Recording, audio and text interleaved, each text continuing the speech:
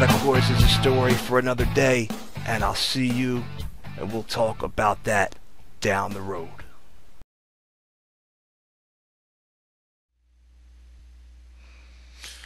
Welcome, wrestling fans. You got the show Bill Schuyler here at One Wrestling. The Schuyler Report presents the return of NXT news and reviews. The Takeover Brooklyn Report 2. That's right. We're here to talk about the second edition, the second time that NXT news and reviews has been here to talk about Takeover Brooklyn. Last year, 2015, this year, 2016, yes, I can add and subtract, and we are here, and we opened up with a pretty cool video package of all the proponents, everybody involved in the in-ring action, sitting on stools, just talking about what they were doing 1 year ago today. From Samoa Joe to Johnny Gargano, Bobby Roode, and everybody else in between, Corey Graves and Tom Phillips, are taking us into Takeover Brooklyn. And my friends, we are opening up in a fantastic way, but I was a bit concerned at first. Not at the entire 15,000 plus sold out Barclays Center crowd, who were out of their minds before the first match was even ready to go. But we open up with the music hitting, and it is No Way Jose, a guy who I've not been a big fan of, but I have defended to a lot of my fellow wrestling fans who didn't feel that this guy had what it took to be in NXT, to be up here in the main leagues, as he came from the minors indeed, and is a relative newcomer. I thought the guy's got what it takes, and he's got the attitude. I didn't dig the whole babyface shtick they were giving this guy, and he didn't make me feel much concerned. I was a little worried when they came out doing a conga line around the ring, but they did have fans from the crowd doing the conga line with Jose, so that was, pretty cool. The lead-ups to this with Austin Aries have been nothing short of brilliant and violent. No Way Jose bringing the devil back into Austin Aries, as A-Double has stated. That's correct. Austin Aries, again, one of many who makes the transition to NXT, and I believe the bookers and the powers that be depend to decide how they want to push and book, of course, the talent, instead of letting that talent do what they've been doing for year after year that brought them to the dance, if you will, my friends. And I don't care if it's Austin Aries, if it was Finn Balor, if it's AJ Styles, if it's Bobby Roode.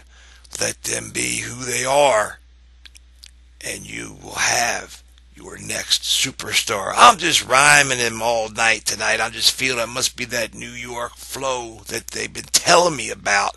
Shout out to my New York boys, Big Ray at Big Ray Show, the Professor Quintana at PRF, PW Hustle, Billie Ray Valentine at Obi-Wan, you know me, and of course the dirtiest player in the city, the Pharaoh of Fancy himself, 8-Track Brown. And I'll give shout-outs to the rest of the Big Slam Nation as we go along, but I just had to hit that NYC thing out there for you guys. Alright? Now, next, you had this opening, which was pretty cool, and we get the Austin Aries spotlight, and I was just feeling that. And when Austin Aries made his way out from the gorilla position, he had a look in his eyes and an attitude in his swagger that told me that the A-Double I knew and loved was back in business, baby. And it wouldn't take long to find that out. But like I said, he was just oozing confidence and pure heelness. Jose and him got into fisticuffs right away. Austin Aries doing what he does best, and that is, if you want to wrestle, he's going to wrestle you. If you want to fight, he's going to fight you.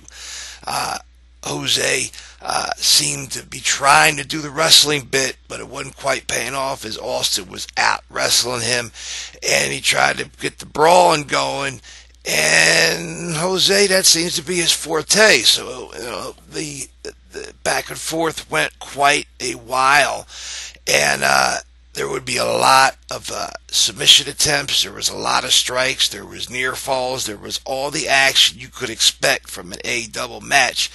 And I'm going to tell you something. The kid here, no way Jose held his own. But it came down to just plain and simple. You were not going to beat Austin Aries in a match that, to be quite honest with you, was very important to this man's career, to his next step here in the WWE NXT universe, because if he didn't go over tonight, it might have been the end of Austin Aries' career. But Austin Aries had a little bit to say about that, and he had to say that with nothing more than the last chancellery. That's right, he locked that in, my friends, and Jose had nothing to say but tap, tap, tap. And the match was over. And your winner, Austin Aries, AEW, the greatest man who ever lived. But was it over? It's not over till Austin Aries tells you it's over. And as Jose was recovering and they were showing the montages of what happened in the ring, Austin Aries decided to put the chancellery back on. Jose had that man tapping again and again. The bell ringing, the refs fretting what to do. They would know he would not break the hold, and the music hit. And the look came upon Austin Aries, and he got up, breathing and hustling and looking mean and ready as an alligator to kill somebody. And it was Hideo Itami's music. I jumped out of my seat. Hideo Itami and Austin Aries in the feud, brother. I'm ready. Take my money now. And Hideo was there in full suit, dress shoes, no socks, making his way to the ring, and started to take his jacket off like he was about to do some business, and Austin Aries jumped right on him. Bap, bap, bang, throwing the punches, and then Hideo Itami just opened up that karate kung fu and hit him with some quick fists, some back slaps, some kicks, and he was down. And he got a hold of Aries and put him up over his shoulders, my friends, and you know what was coming next. Well, if you are a fan of CM Punk and a true fan of the wrestling game, you would know that this man, Hideo Itami, who once was named Kenta, gave this move, bequeathed it, if you will, to one CM Punk back in the day prior to his WWE entrance back in Ring of Honor days. What am I talking about? Well, when you throw a man on the shoulders and you're CM Punk, and you throw a man on your shoulders and you're Kenta, and you're that same man who's Hideo Itami, and then you drop that man and bring the knee up, well, you just do nothing but go to sleep. GTS, my friends, Hideo Itami is the creator of that. Sorry to break your hearts, little CM Punk fans. Sorry out there. Punk, don't hate me, but, you already blocked me, so it really don't matter. And Austin Aries was out. The crowd popped, and my night started off swell, as I not only got to see Austin Aries doing what he does best, but then got to see Hideo Itami come in, and we're going to have a killer feud, boys and girls. The man formerly known as Kenta versus Austin Aries is going to be 5 stars, brother. And I know I put up like 20, but that's what it's going to be. This match here between Jose and Austin Aries was 3.5 out of 5 stars on my count. It jumped up a half star after that, just for the fact that he put the chancellery back on, so we're up to 4, Austin. And then with Hideo Itami coming out and you and him going at it and everything that transpired, well, hell, you might as well just kick it back for the night, Austin. I say your career is just about ready to shoot through the roof in the WWE, and you're going to take Hideo Itami with you, or vice versa. Next up on the card, we have the debut of one Ember Moon. Ember Moon, no, you don't know anything about her, I'm sure. But of course, the show looked into things for you to enlighten you just a little bit about where this girl's coming from. She's 27 years old, and she's from the state of Texas.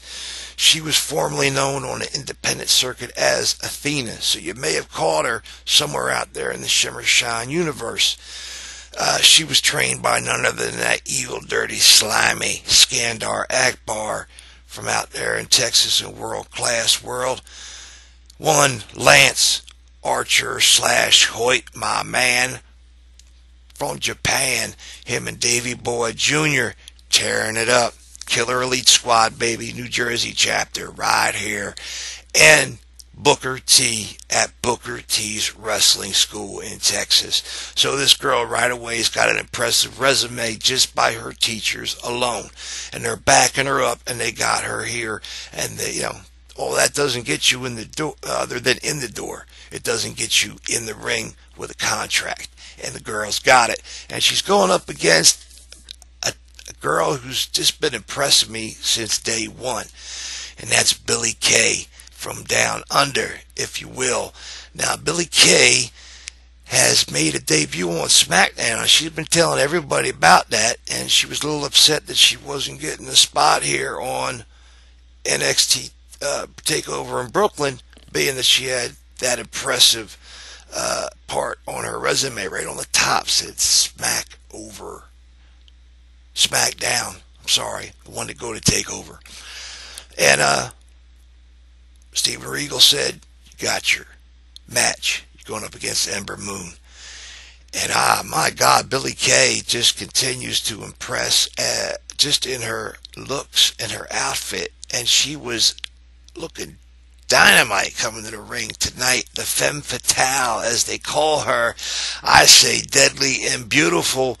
And she came out dressed to kill, boys and girls. And the match itself, well, we got Ember Moon came out to quite an impressive entrance. But she's still new. She's still a rookie. And she's still a little green.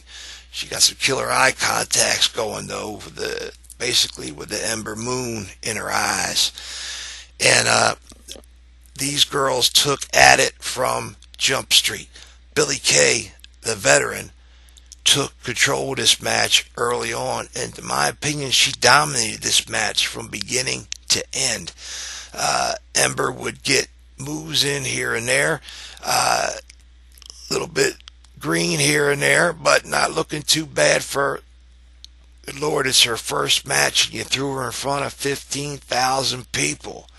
It says a lot about what they thought about her, and it gives me to give her a little bit of wiggle room when it comes down to not being absolute perfection. But neither here nor there. Billie Kay hit with one of my favorite moves of all time with a shout out to Gail Kim, and that's Eat the Feet, baby. And with her long, luscious legs, she hits that Eat the Feet way up here, way down here. And it ought to be a knockout like it used to be for Gail Kim, but even that's not doing it for Gail these days, because, that's a gripe for Fandemonium. That's the other show I do, and we're going to talk about that, how it just seems that, finishers that used to kill a person back in the day, sometimes even but 5-6 years ago, now just doesn't get much more than a shoulder raise, and that just seems to kill me, but we'll talk about that another time down the road. Billie Kay, again, dominating this match, but Ember Moon would take this match by an awesome win. She got to the top rope and came off of there and flipped like this and then hit, I'm going to call it like a aerial twist RKO neck breaker. It's not going to quite fly, but she did, and she got the 1, 2, 3.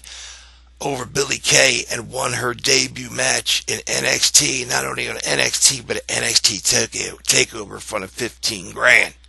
That's a lot of folks looking at you on your first big match. Now, I give that match 3 stars, babies. 3 stars for the girls. Now, next up, it was nothing but glorious. Oh, it's glorious as Bobby Roode, the It Factor, and they've been giving Bobby the push that they should have been giving Bobby some 2 years ago. And it's actually, to be honest, it's a push that the WWE should have gave this man at least 5 years ago. They should have stole him from TNA when they had the opportunity back then. They didn't, and he helped keep that company afloat for quite a long time. And then, they kind of started disrespecting the man and not giving him his spot. And I think James Storm talked it up a bit when he made his way to NXT for a short while going back down to TNA and telling Bobby how good things were up there. I think they negotiated a bit. I don't know how that works, what's legal or whatnot, but I'm only speculating. And then I think he made his way up, and now I think James Storm is going to get out of his contract down in TNA and work his way back up here to NXT, which was the plan all along. But, that's just me speculating on my conspiracies and whatnot. That's a tale for another time. Bobby Roode came out to an outstanding entrance. We've already had some great entrances tonight. The girls came out spectacular, beautiful, looking all they could. Austin Aries and No Way Jose came out to great entrances. But Bobby Roode, my God, did he steal the night? Coming up, hoisted way up high over the crowd on a podium, arms out wide, and the crowd of 15,000 went crazy for Bobby Roode. They began singing Glorious with him, with the music, and then the podium descended down to the stage. Bobby was there in his full robed regalia and spun around. He's got Glorious on the back, and Bobby was just pumped for this Glorious character, this It Factor character gone WWE. And, Bobby was part of a faction called Fortune down at TNA for a while with Slick Rick. That's right, the Nature Boy Ric Flair, who was in attendance in the audience tonight with the lovely Fifi. And just in case you didn't catch that out there in the audience. And I think that as much as they trying to turn AJ Styles into the Nature Boy down there, AJ just wasn't him, and he wasn't feeling that. And I think Bobby Roode was paying real close attention to the Nature Boy, because Bobby Roode is styling and profiling. Custom suits, custom shoes, flying in on a helicopter special limo quick from the helipad to there so he wouldn't have to be around the stink of Brooklyn. Bobby Roode is living this character to the tilt, to the full hilt, baby. And he took this out, and the crowd was just insane. Then came out Andrade Cien Almas. I'm going to tell you, friends, he is the minor leaguer, in my opinion, that Bobby Roode said he was. Yeah, he's got some flashy spots and a couple of important little moves on the ropes, but when it comes down to it, I'm just not getting this dude. I'm not feeling the vibe. Maybe they need to kind of tweak him a bit, do something with him, but I'm not feeling this character. I'm not feeling what he's trying to get over, and it's not getting over with me. And he certainly as hell wasn't getting over with Bobby Roode with this New York crowd, which must have blown the socks off of WWE brass and the TNA haters and the TNA fans. One who didn't want to see him come up here to WWE at all because they hate TNA. And the TNA fans, of course, who didn't want him to come up because they wanted him to stay in their company and get the push and take the company over the hill that they're fighting for right now. Down there in TNA, they must be pulling out their hair because they let Bobby Roode go, and right now he just performed in front of a crowd bigger than any they've had in ages. And Bobby Roode is going to be very soon will be the NXT champion. And I can see Bobby Roode making the jump real quick to the main roster and winding up with championship gold there. But you're hearing that from the show here first, if you haven't heard it from somebody else. But I'm telling you now, so I consider that first time you're being told. My God, Bobby Roode was just on fire. And the crowd, the match was in full effect, and the crowd continued to sing the song, chanting, "It's glorious," throughout, like, it seemed like the first half of the damn match.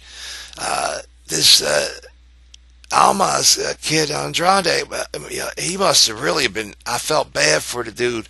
He had to be feeling something, very much like he was unwanted in this match. And Bobby Roode was all about beating the stuffing out of this guy and beating him up. He did. He did everything he could. Every move that you've known and loved from Bobby Roode, he put into effect over this cat, and he would win this match hands down. It was a good, long match. Had the right feel, the right time. Don't get me wrong, Bobby Roode's opponent for the evening, and I keep butchering his name, so CNA, I call it, because they put that in there as his middle name or title. He's gonna. I see big things for him down the road. It's just his current character I don't like. I don't like the suspenders and the hat. I didn't like it back in the 80s when the Fabulous Ones wore it, and I don't like it now in 2016. But that's, hell, that's just, maybe it's just me, but I wasn't feeling it. And this match, unfortunately, Bobby, I could only give it 4 stars, but all 4 stars were for you. Wasn't a single star from your opponent. Yeah, you got the thumbs down from me, kid.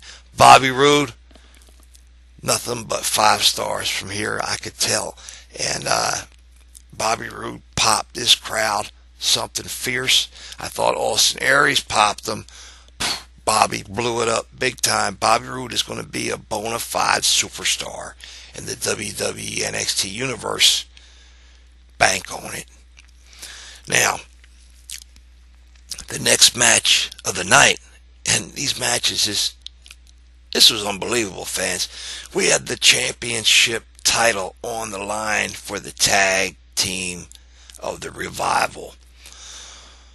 Dash and Dawson, Scott Dawson, Dash Wilder, going up against Johnny Wrestling himself, Johnny Gargano, and Tommaso Ciampa. Excuse me, I need to take a drink. It's been a long night with this show.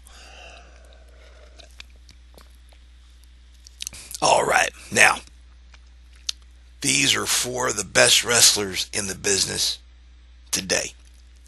You got, literally, in my opinion, one of the top 5 tag teams in the business, and that being the Revival. And that's, I'm talking out of the entire wrestling business. Depending, I don't care if you've got 30 years in the business or 5. These guys are in the top 5 of the best tag teams on the planet. Going up against Johnny Gargano and Tommaso Ciampa, who are 2 of the greatest singles wrestlers going. Nothing for nothing. These guys were lighting it up there in the CWC tournament. Unfortunately, Tommaso Ciampa and him could not last forever together, and they knocked it off quick. And Johnny Gargano took that. Now, fans were worried, were these guys going to be able to maintain it as a tag team? William Regal was worrying, would they be able to keep it together as a tag team? Would they team again? Indeed, they did, and they're here tonight. And these guys wrestled. And this was solid, bona fide, old school, back in the day, slap your mama wrestling. My God, this took me back to, I'm talking, sitting there watching the Andersons going up against the Rock and Rolls, Magnum, and, Oh my God. Just Magnum TA and whoever they tagged them up with, whether it was Sting, Barry Windham, Lex Luger, it didn't matter. It had the feel of that time frame, 1986. NWA down in the territories. Just hot, boozed up, sweaty crowd, smoking, just tearing. That's what it felt like watching this, and I could just see the crowd kind of in the shiny lights and all that disseminating, and I just got that feeling just watching this match, just as these guys tore it up, and they were not, Gargano and Ciampa, they do some high flying moves, and they did a little bit. And they did some stuff that they didn't do back in 1986, 1988. And the Revival, of course, was doing stuff they didn't do back then either. But what they were doing was using some ring psychology, the likes that most guys of their age do not know. And they were doing it perfectly. I'm talking, I had not seen tag teaming like this in ages.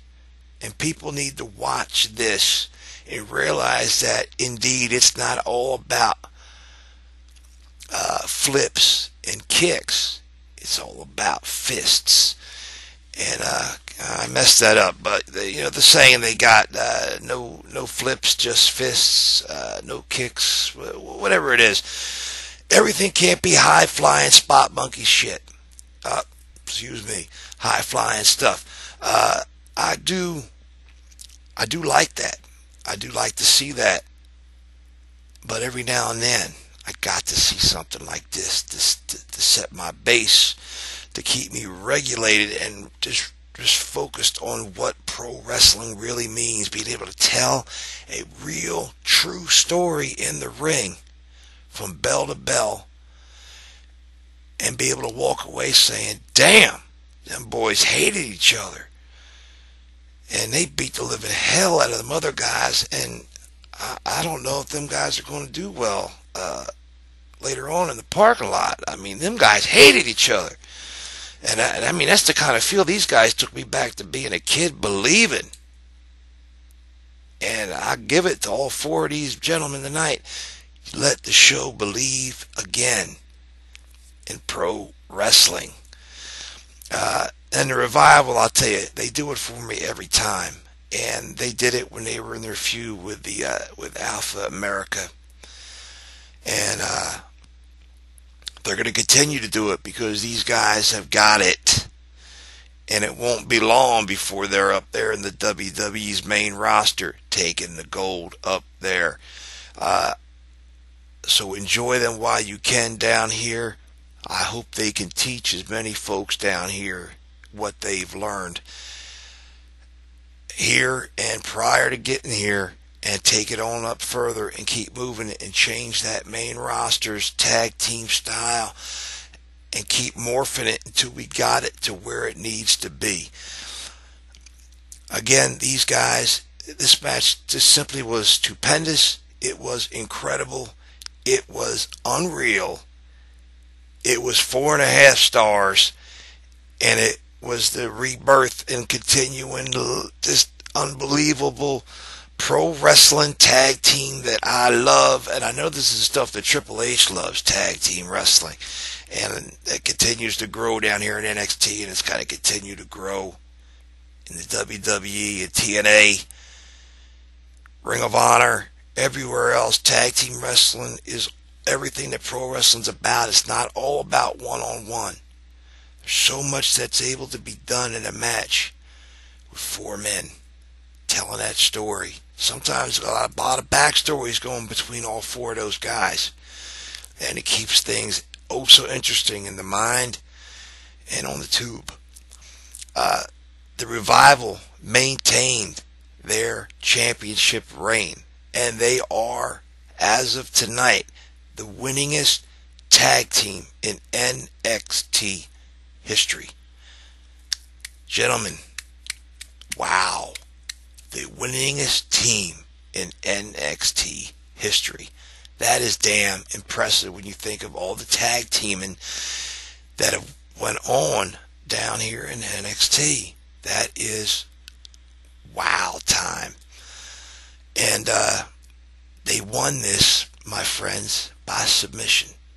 Submission on Johnny Gargano. And throughout this whole match, everybody was worried, when's it going to happen? When's Ciampa going to jump on Gargano and take him out? The heel turn's got to be coming. Well, they twisted and destroyed Johnny Wrestling's knee. And that's what cost him the match. It wasn't no punk submission. This dude was hurting bad. And you'll see it when you watch it. And he had no choice but to tap. It was tap or lose that knee. And Tommaso Ciampa picked him up. And I mean, like a brother. And got him out of that ring. And he walked him out.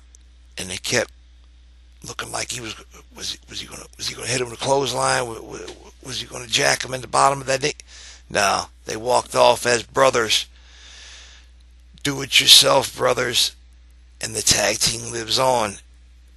Tommaso Ciampa, Johnny Gargano, two of the best guys in the business. And a shout-out and congratulations to Johnny Gargano and Candice LeRae, who were married this week. And she had to spend this time away from her husband because she's working out there in Cali land. And she could not give that up to be here in NYC. So Candice LeRae, I feel your pain. And Johnny Gargano, get on home to that girl. Take care of her. She's a good wrestler too, folks. Check her out. You will definitely be entertained. So yes, the Revival remain the NXT champions, two-time champions.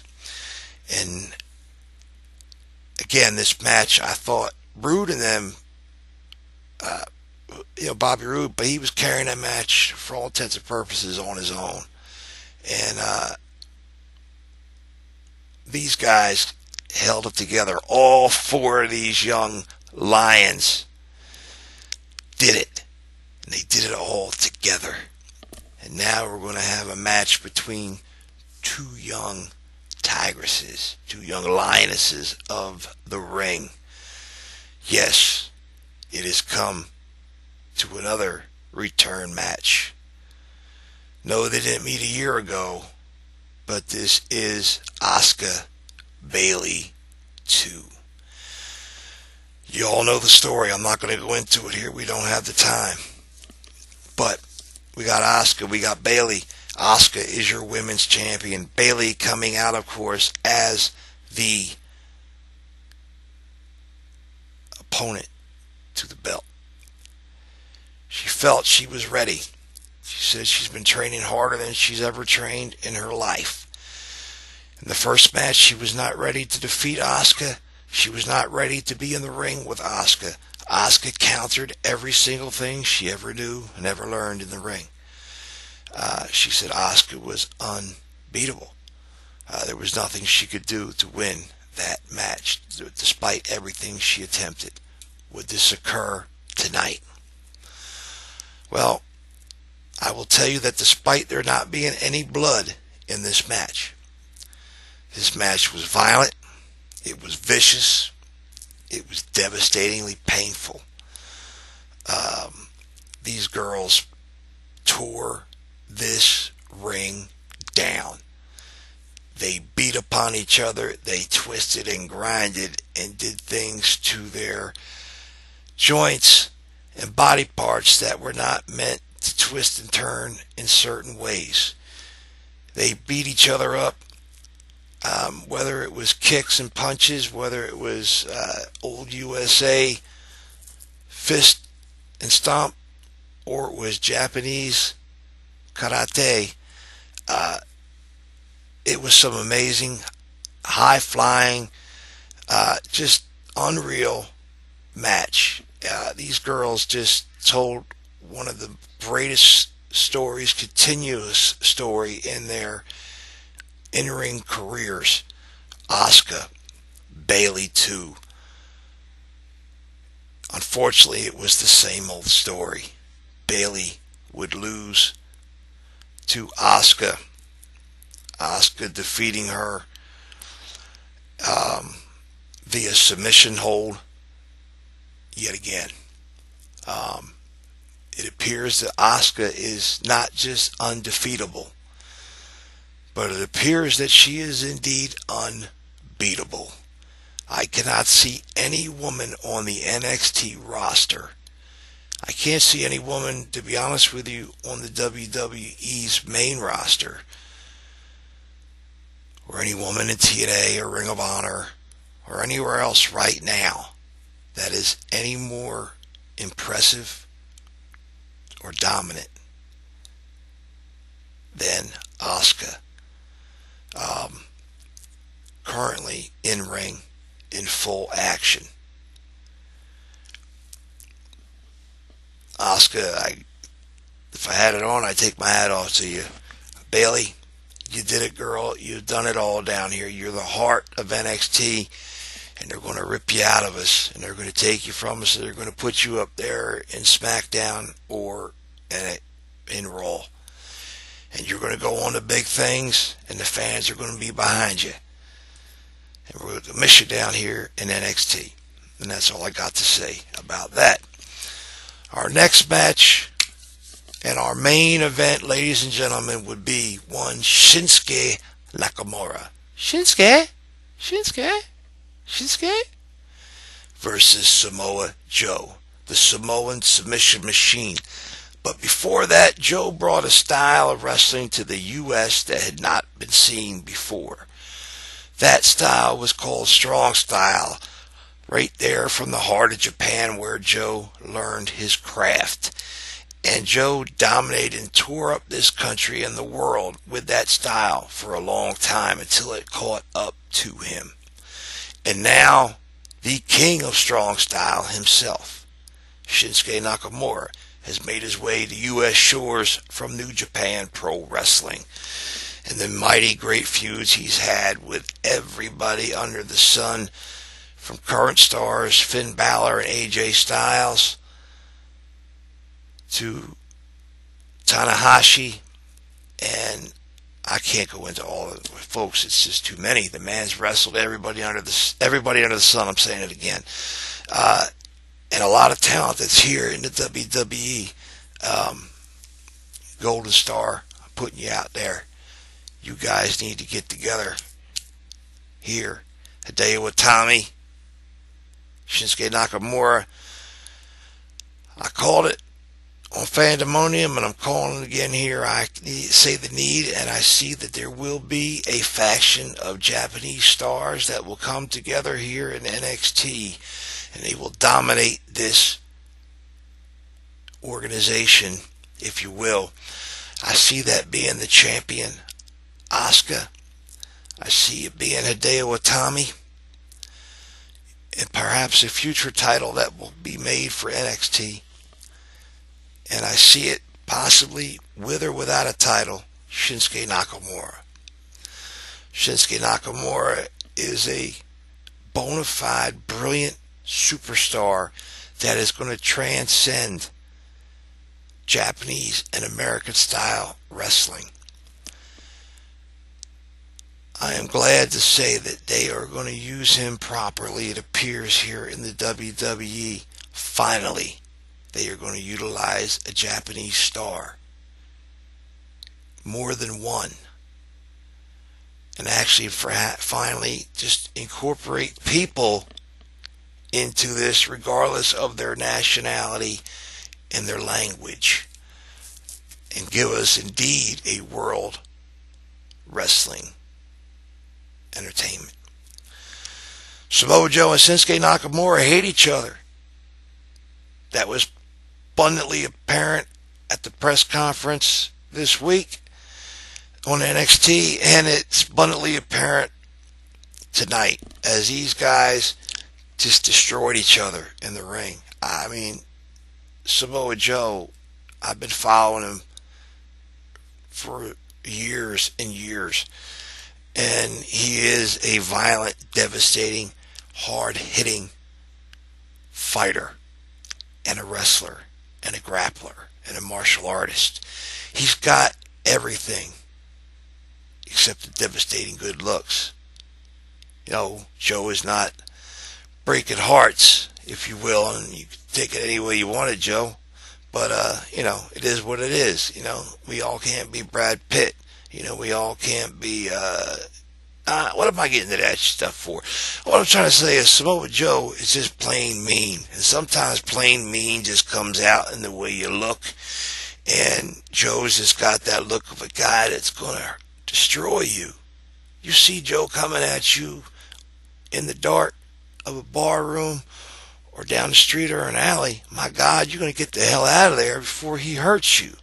And that's just from the look in his eyes. Joe's devastating. Joe's a hard-pounding killer in the ring. And I didn't know how this was going to work out with him and Shinsuke Nakamura, because Shinsuke is a bit more fluid than Joe. They got a different body build. They got a different weight. Both men similarly trained. Shinsuke actually trained at Joe's dojo in Cali. It wasn't really Joe's dojo, but it's the dojo where Joe was the standing star. And yes, Shinsuke did train there. It just wasn't Joe's dojo. That was what was going on in the press conference. Thus, with Joe trying to get his respect from Shinsuke Nakamura. But I think tonight, Samoa Joe learned respect. He learned not to look too far, not to be so overconfident, to not see your opponent and what your opponent has done in his career. In a career that is, in my opinion, Joe elapsed yours just due to the fact that it was worldwide. Yes, he wasn't fully here in the U.S., but he was a huge star in Japan and throughout that part of the world, and he made his runs here through the U.S., and I think you should have respected that a little bit, Joe. Perhaps things might have been a little different for you tonight, but sometimes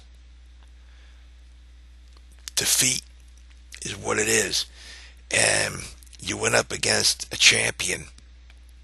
That's right, he's a former world champion more than once. And Shinsuke Nakamura is the future of professional wrestling. And Shinsuke Nakamura, this crowd here was electric. They were solidly behind Shinsuke Nakamura. And Joe, how you must have felt to have that crowd continue to sing. There's no words to his entrance music, but they continued to sing his song throughout the match. And I'm going to say this crowd was probably 90% behind Shinsuke Nakamura. I think that comes to, he is a new thing in the U.S. wrestling scene. Definitely new to WWE fans and new to a lot of NXT fans. And he is just dynamic, and he's got a charisma about him that a lot of people don't have. And Shinsuke Nakamura has that it thing, that it factor, if you will, Bobby Roode. And that comes out in his wrestling, as well as just to look at him and hear him speak. Nakamura is my favorite wrestler in the business right now. And I see him being that guy for a long, long time. And yeah, AJ Styles is my man. And Shinsuke, you know what? I shouldn't say that he's my favorite. I'm going to have to say right now that I have to say that Shinsuke, AJ, and Finn Balor are probably,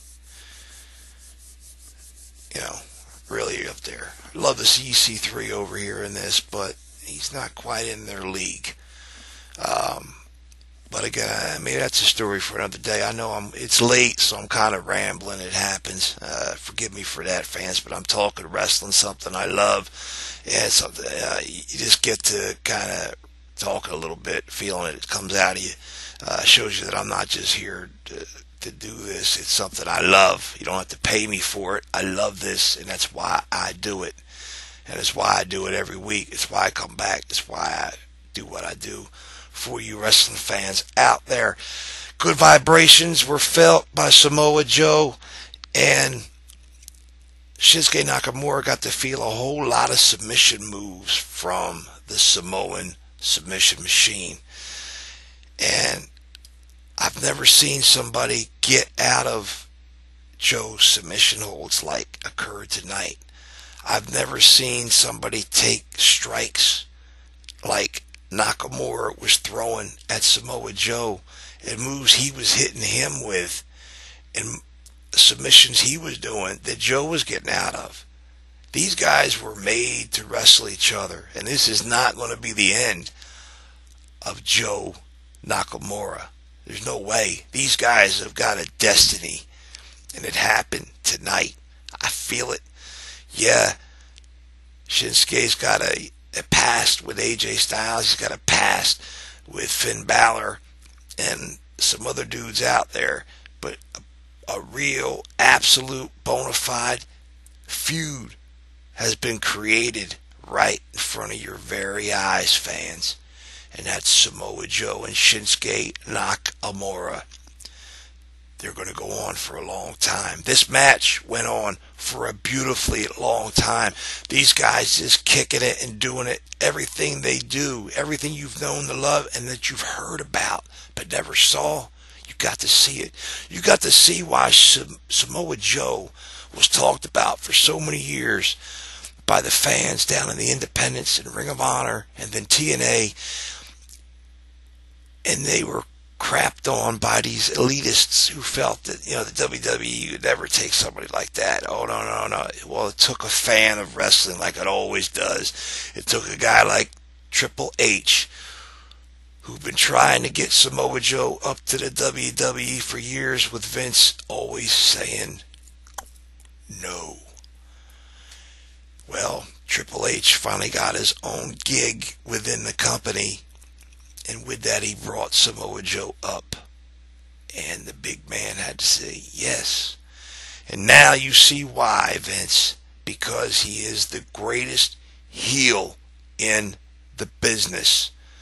Samoa Joe has proved that since coming to NXT. Yes, he came in and everybody was all over Samoa Joe. Oh, it's Joe, blah, blah, blah. They try to make him a baby face. They do too often to our great heels in the business. And a lot of time those heels wind up becoming lukewarm, or they go babyface, or they go back and forth like some companies have done with Samoa Joe. I'll leave those initials to be silent. Joe never ever should have been a babyface.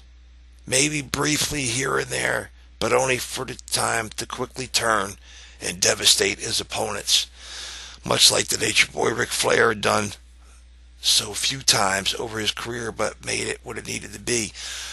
Samoa Joe was born to be the kind of heel that never turned babyface. Stan Hansen, Bruiser Brody, that kind of violence, that type of intensity, that type of heel that the fans hated.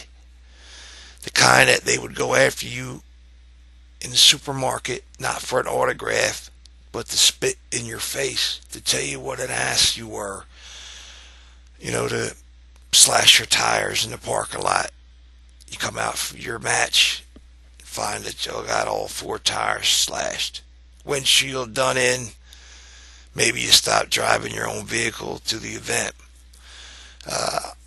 Joe, I think you probably ran into situations like that, I'm sure. And you may run into them even more, but these days it's not the same. But these fans here generally love to hate you. So much so that they weren't cheering for you And it's not that they were cheering so much maybe for Nakamura, but it's that they were not cheering so much for you because they really, really hated you. And this entire run you've had in NXT, it's been a beautiful heel run from a guy that's been a fan of heels. The kind that I didn't want to turn them good. I just wanted to cheer on the bad guy. And that's always been me since I was a little guy up until now. And Joe, you got it, brother. You had 15,000 fans hating your guts because you had the audacity to want to beat their hero. That you've continued to want to beat their heroes since you arrived. And that you took the title off of Finn. How dare you? That you continue to beat up all their heroes in the ring week in and week out defending your title. That before you got the title, you were beating the stuffing out of everybody that they put in front of you, but they wouldn't give you your shot at the gold. And that entire great build-up to where you went up against Finn in those multiple matches here and across the oceans. And yes, Joe, here you lost your match to Nakamura. And yes, we have a new champion. Shinsuke Nakamura, the first ever Japanese Asian to ever hold a major singles title in the WWE universe. That says volumes about how things are changing in this industry and for this company. And by God, we're going to see a lot more. So you have Asuka as your women's champion for NXT. And now we have Shinsuke Nakamura as your NXT champion. Wow. Japanese fans have got to be going out of their skulls. This is unreal. I could feel it throughout the universe right now.